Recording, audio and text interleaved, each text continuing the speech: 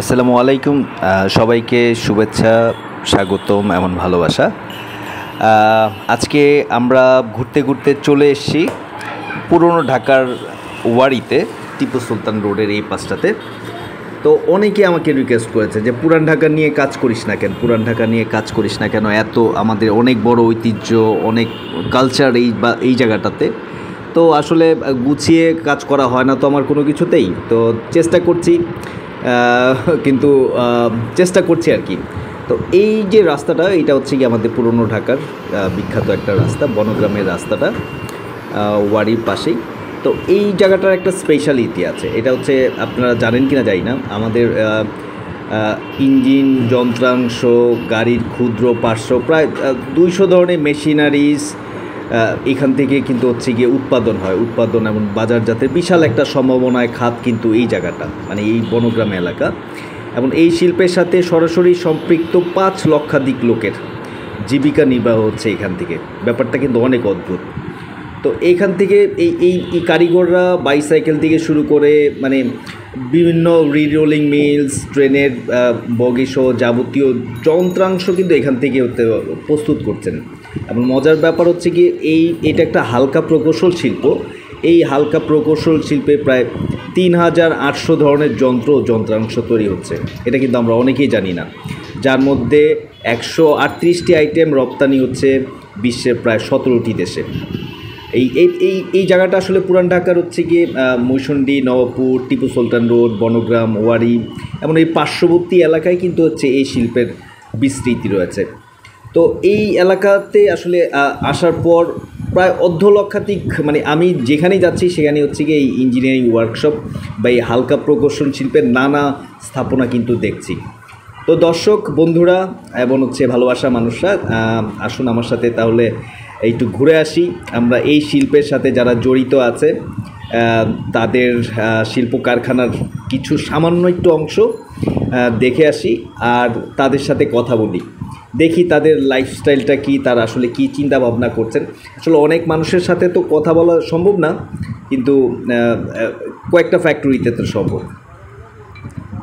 আর বন্ধুরা, ভিডিওটা ভালো লাগলে লাইক করুন, শেয়ার করুন, সবার মাঝে ছড়িয়ে দিন। আর আমি যাতে আরও বেশি বেশি এই ধরনের ভিডিও করতে পারি, আমাকে ইন্সপিরেশন দিন। এখানে মানে কী ধরনের যন্ত্রাংশ তৈরি করছেন তাদেরকে জিজ্ঞেস করলে তারা বলছেন যে হচ্ছে গিয়ে যে এখানে কৃষি যন্ত্রাংশও তৈরি করেন ওনারা। এমন হচ্ছে গিয়ে এখানে আরও অনেক কিছু দরকার, যেমন হচ্ছে pump testing centre, hit treatment plant, মানে আরও অনেক কিছু দরকার। এগুলো একটা মেশিন তৈরি করার পর এগুলো দরকার পড়ে হচ্ছে গিয়ে টেস্টিং করার জন্য।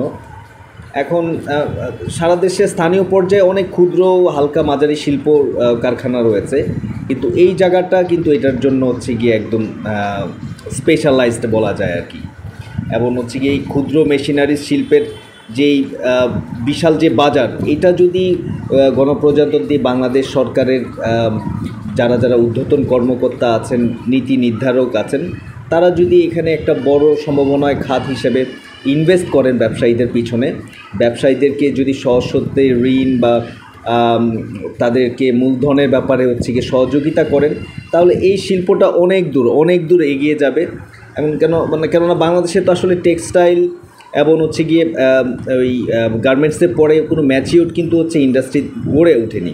কিন্তু ধোলাইখাল এবং এই যে পার্শ্ববর্তী এলাকায়, এই এলাকা আসলে এইসব মানুষগুলো কিন্তু খুব অল্প জ্ঞান দিয়ে, তাদের ক্ষুদ্র জ্ঞান দিয়ে যে তারা এই শিল্প কারখানায়, মানে তাদের মেধা, অভাবনীয় মেধা, এই অভাবনীয় মেধার আসলে এই ক্ষুদ্র কারিগরদের দক্ষতা সত্যিকার অর্থেই অবাক করার মতো।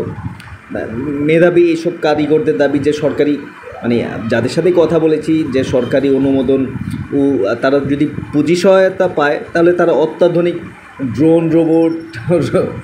রোবটও নাকি তৈরি করতে সক্ষম হবে। আসলে ব্যাপারটা মানে আমি কি বলবো, মানে আমি খুব সিরিয়াস ব্যাপারটা, কেন ওনারা যেভাবে সিরিয়াস ওয়েতে এটা বললেন, এবং কেন তাদের কোনো পড়ালেখার কোনো মানদণ্ড নাই, তাদের কারিগরি শিক্ষা নাই, তাদের কোনো ট্রেনিং নাই উচ্চমানের, তারপরেও তারা যা তৈরি করছেন, মানে তারা যা তৈরি করছেন তা আসলে অভাবনীয়।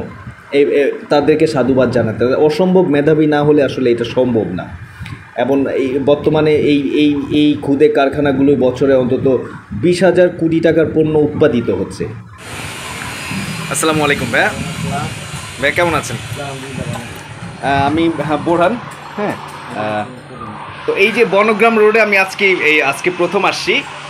তো আমি আসলে এই রোডের বা আশেপাশে এই যে কনস্ট্রাকশনের কাজ এখানে এসে দেখলাম সব লোহালক্কর রিলেটেড ব্যাপারগুলোতে আছে। হ্যাঁ, তো আপনি এখানে কত বছর যাবত আছেন? আমার এখানে প্রায় 32 বছর। 32 বছর। তো আমি কি আপনার সাথে 2টা মিনিট এই ব্যাপার নিয়ে একটু কথা বলতে পারি? বলতে পারেন। আচ্ছা, এখানে তো লোহার কি কাজগুলো হয়? লোহার কাজ হলো এখানের ভিতরে মানে কিছু আছে মিল ফ্যাক্টরি কাজ, আচ্ছা, কিছু আছে ডাইসের কাজ, কিছু আছে দেখা গেলো ডাইসের কাজ, কিছু রিফারিং কাজ আছে, আবার মিল ফ্যাক্টরির কাজ আছে, কিছু কোম্পানির কাজ টুকটাক করে সবাই আর কি ভ্যারাইটিস ধরনের কাজ করে। আচ্ছা, মানে কলকারখানার কি বিভিন্ন ধরনের পার্টস পাতি মেশিনারিজের সেগুলো লাগে, এভরিথিং যা কিছু লাগে সব কিছুই এখানের ভিতরে হয়। তো এই যে বড় বড় কোম্পানি, বড় বড় দেশের যেই পার্টস পাতিগুলো যেগুলো আছে এগুলো সেগুলো কি এখানে সম্ভব কি? হ্যাঁ সম্ভব, এখানে সম্ভব, কিন্তু আমাদের এই দেশের ভিতরে সম্ভব। সবচেয়ে বড় অসম্ভব হলো কোন জিনিসটা, যে জিনিসটা হলো আপনার যে আমরা বলছি আর্থিক, হ্যাঁ, আর্থিকের যে অবস্থাটা, একটা আর্থিক অবস্থার দিকে আমরা একটু পিছনে। জি, তার ভিতরে মনে করেন যে কিছু মাল মেটালের কিছু জিনিস আছে, এগুলো আমরা পিছনে আছি। আচ্ছা, আর এছাড়া মনে সম্পদ জিনিস আমাদের দেশের মধ্যে তৈরি হয়। আচ্ছা, আমাদের দেশের মধ্যে হবে না কোনো জিনিস বাকি নেই, সবই হবে। আচ্ছা, কিন্তু আমাদের এখানের ভিতরে একটু পরিচালনা ঠিক মতো থাকতে হবে আর কি।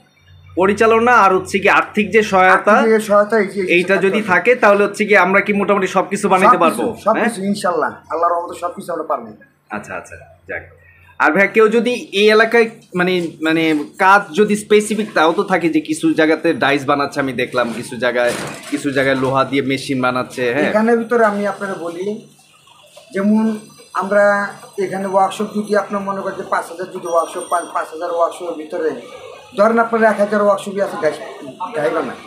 ডাই মানে কি? ডাই সেই যে প্লাস্টিক ডাই, যাবো তো ডাই রিফারিং কাজ, যেমন যে আপনার প্লাস্টিক যাবো যদি ব্যবহার করেন আপনারা, জি, এগুলা। আর কিছু আছে মনে করেন যে মিলের কাজ।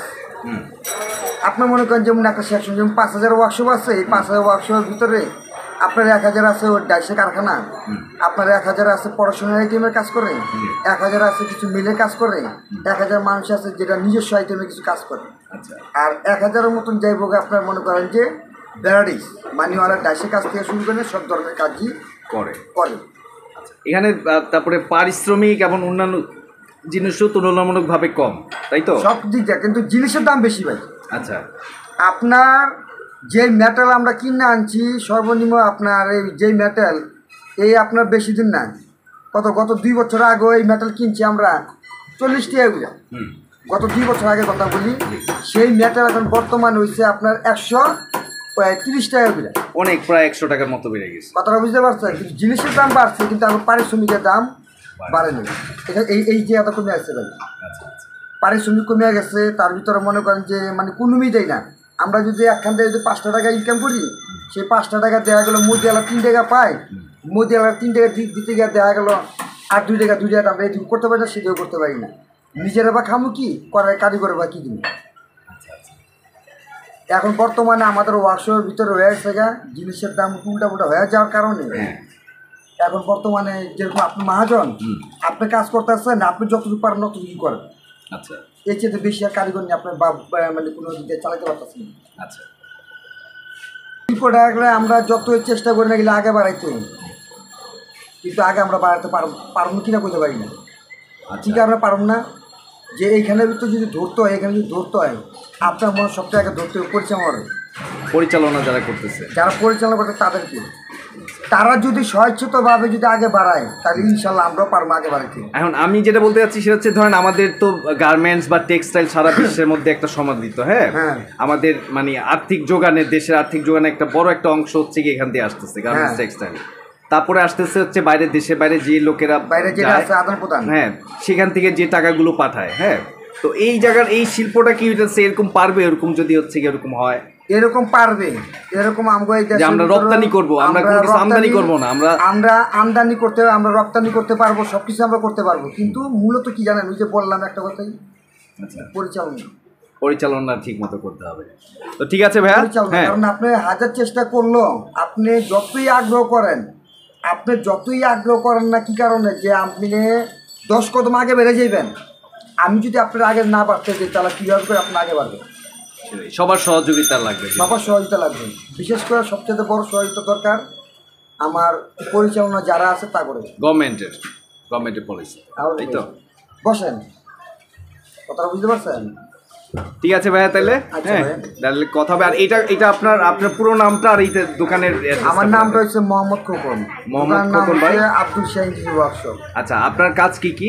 আমার কাজ শুধু ডাইস, শুধু ডাইস, হ্যাঁ, any kind of dice dice হচ্ছে কি, ডাইস রিলেটেড যে কোনো ইস্যু তো হইলে। যে কোনো ইস্যুতেই। আচ্ছা, আপনার নাম্বারটা, আপনি মোবাইলের নাম্বারটা বলে দেন। আমার মোবাইল নাম্বারটা হচ্ছে 019150264881। আবার বলেন। 019150264881। ঠিক আছে, তাহলে ভাইয়া কথা হবে, দেখা হবে ইনশাল্লাহ। জি, আসসালামু আলাইকুম।